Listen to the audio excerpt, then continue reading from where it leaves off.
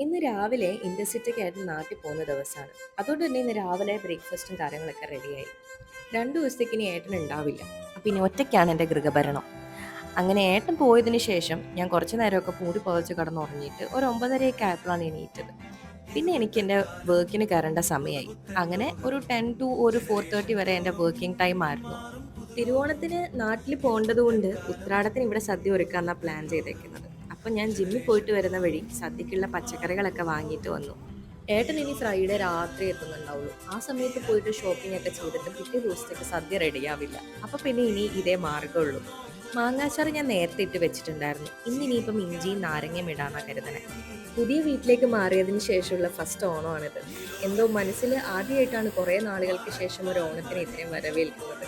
അങ്ങനെ നമ്മുടെ ഇഞ്ചിയും നാരങ്ങയൊക്കെ റെഡി ആയിട്ടുണ്ട്. ഇനി നാളത്തേക്ക് ദോശയ്ക്ക് വേണ്ടിയിട്ടുള്ള മാവ് അരച്ചതിന് ശേഷം കിച്ചൺ ക്ലീൻ ചെയ്തിട്ട് ഞാൻ പോയി ചാച്ചട്ടെ കേട്ടോ.